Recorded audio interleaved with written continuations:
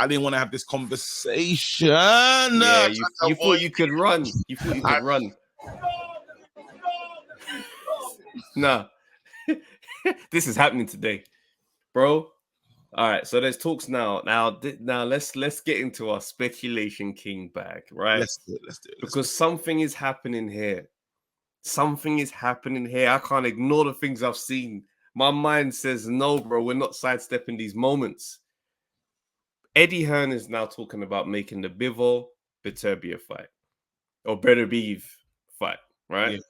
Yeah. That talk is happening. They're looking at June.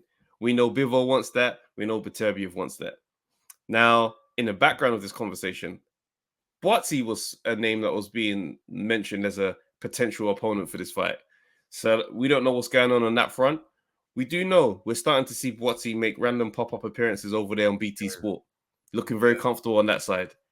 Since then, we got an update from Eddie Hearn to say that the guy asked him, he goes, oh, did Buatsi look to take this fight? Or has he cancelled this fight? Or has he declined this fight? He goes, no, he didn't decline this one. He declined the last one. Oh, that's an interesting reveal. That says to me, this relationship no longer is active. That's not a relationship that is going forward. Buatsi and Matchroom, it sounds very much like they've managed to split partways. No, right now, we're on you could be right. We're definitely on shaky ground. Right now, Eddie Hearn, and I'm so glad that you said that, because to just offer this information for no reason, for no reason, it wasn't even, it's not like anyone was digging or thought. He just said, hey, I have this. You know what that is? That's like, hey, bro, I swear Trav got slapped at that rave. No, it was the last rave. What? You could have just said, no, he didn't get slapped. That's a lie. You said no. Last time, that was when that happened. Because I tried. I did my job. I tried to get that fight. Yep, and I don't know why they did it, but they can't say no to this one. That, imagine saying they can't say no to this one. It sounds like I'm on the outs and I'm not really making the decisions. Now, it gives me a smile on my face knowing that, again, promoters can't. I like the fact that boxers are in control of their destinies and stuff. I do like that fact, because before, a promoter just have you fighting, bro, and you're just in there like you fighting for your life, bro. Whoever, right? Now there's the control, but then there's the fact of he's done it like that. You can tell that. I could imagine Eddie Hearn's voice was louder in that camp many years ago. Now it's like, and it kind of makes sense considering the light heavies out on the docket. The fact that you put me up versus Craig Richards, we've been saying all is not rosy. Like he should have never had to fight Craig in it. If that still was his guy, that's a bit weird. You're talking about Callumby. There's a lot of things happening, and things are not happy. The bed is not. It's not a bed of roses, right? Now, where are you going? And Eddie Hearn seems like a petty individual, to the fact of what the breakdown with Lawrence, but now. You gone to Frank, bruv. You're with of all guys right now. You're with Frank. You know Frank. As soon as I have an L, Frank's on IFL, just like talking about why he wouldn't make that same mistake. Even though him and Umar get into the longest 25-30-minute conversation that Eddie Hearn watches, and that's where his golden guy is gone. He's gone. He looks like he's on his way over there. It's crazy. So I could understand why he'll drop that information. So it just kind of makes my guy look a certain way, because we had to answer to it. I was trying to delete the tweets. I was trying to run away from it. You wanted no parts of it. I didn't want any part of it. We can't escape the fact. So Buatsi said no to Bivol. Yeah, it's mad. And you said Craig said yeah. Yeah, it's kind of crazy. Like, let's really look at it. So right now, Yard said yes to Beterbiev, which was he said yes to Beterbiev. He's more dangerous. As you'd say, he's more dangerous than Bivol. Yeah. Right? And he said yes to Kovalev. So what we have is 3 guys who've said yes to 3 difficult fights, shots at greatness. And then you got one guy who said no, flat out no to his shot at greatness. What say you on the matter? The floor is yours. The floor is mine. Thank you for giving me this floor. I didn't really want to be on the floor, to be honest. Thank you for being here.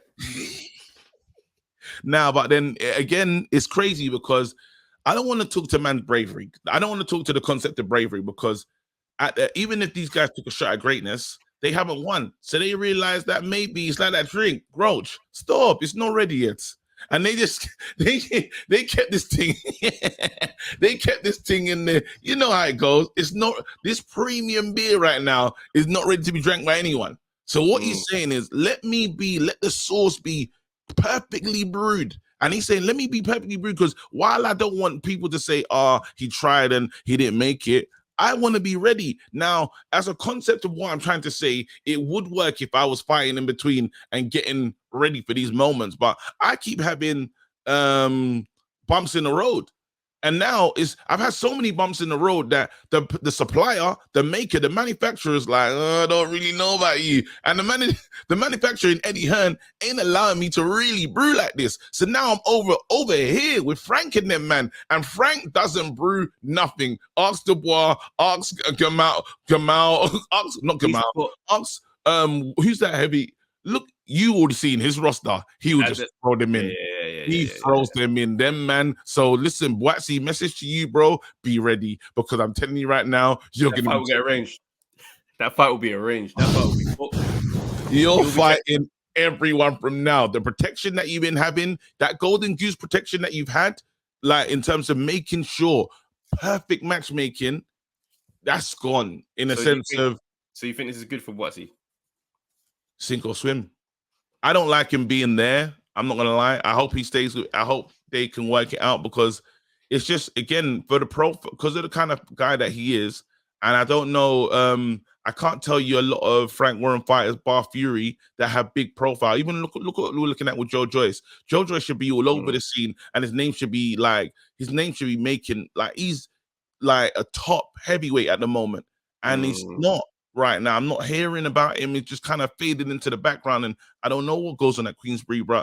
I should see Queensbury fighters all the time in terms of hearing them. And Buatsi's gone to a place, he's naturally quiet, and he's gone to a place that can be quiet. I don't know if it's a good match, but again, it's about the P's, get the P's. If you can get the P's and be quiet, do your thing, but just be ready, because you could just be thrown in there with whoever. You know what my concern for Buatsi is at this moment is, like, what do you actually want? He wants to win titles. He wants to win titles. But yeah, I hear that. But as in, like, okay, so you declined the Bivol fight, probably on the basis that you weren't ready. We don't know when that Bivol fight came as well. Just to give Virgil said he wasn't ready as well. Yeah, to give Buatsi some bail. Like, if it came after the Craig Richards fight, then I'll be honest, why didn't you take that? But if it's before, or one of those times where it's like not really where it makes sense, then I don't know. But right now, you're letting time go, you're letting time pass. Yeah, like I just think the stock for Buatsi right now, sad to say, is dipping. It's dipping, but then the one thing about is, like, with anything, because it's a great product, it can always really matter. It can always jump back up. So as soon as he fights, the stock goes up. But then again, it's bad. Let's be honest though, because while we give Eddie Hearn a lot of credit, it was bad mind what he did, because you didn't need to offer up that information. That information is the sign of the breakdown. He's been vindictive. He's done it a few times, but he is vindictive with certain men. You kind of see it's like, raw, like, you lot have been together, this, that, and the other. Yes, there's when he's turned. You've never heard Buatsi say anything negative about Eddie. I need to hear his next interview after that. Well, now it's like, okay, jab, okay, cool, might jab back. Yeah, but then it's like the first jab is being over there on BT Sports. No, because there could have been stuff happening in I hear what you're saying. No, I hear what you're saying. Remember when Lawrence said, I ain't saying anything, but this has been going on. Remember Lawrence was saying, like, happened in the thingy. So there could be stuff happening behind the scenes. Yeah, it's like, and now I've just done this. Like, so I don't know. Now I'm getting wiser to Eddie Hearn's petty moves, if that makes sense. And I'm now saying, raw, what could be getting? Because again, you offered up that information, didn't really tell us a time frame of when he didn't take the fight. You just said he didn't take the fight then, but he can't not take the fight now. Like, you trapped him really. You trapped him really, and it's time to go. And I know that Eddie Hearn does a lot of work with Bivol now, isn't it? Bivol's kind of like part of the promotional.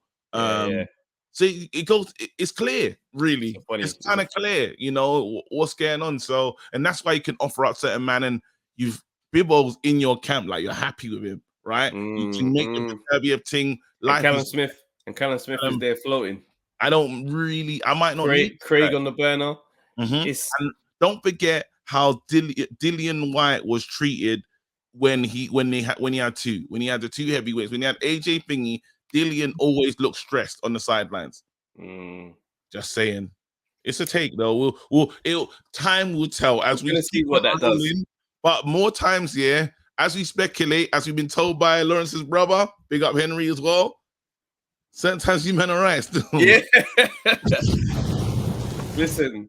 We see what we see, bro. Yeah, I mean that's why they call us the speculation kings. But it's one of them ones where Yard Buatsi, no matter when this fight happens, it's gonna do what it's supposed to do. Oh, it's gonna happen. I'm just Frank, please don't let us down. Frank, message to Frank. If you sign both of these man, please do it right. Make sure it's a spectacle. Yeah. Build it. Take your time with it. Don't just don't have them in any just wild place. Yeah, because you had Yard fighting Lyndon Arthur in that church. In a church. And the sound, the lighting, the building weren't designed to have lighting like that. Frank, please. We let it slide because it was in the lockdown, yeah. But no one really had to pull you up on, like, never can that happen twice. Cool. All right, let's move. You let us know your thoughts in the comment section. We stay on Frank, you know. We're gonna make it better. We're gonna make it better. Let's do another one. Yo, people, thanks for watching the Undefeated podcast. Make sure you like, subscribe, share, leave a comment, and all that good stuff, man. This is the place to be.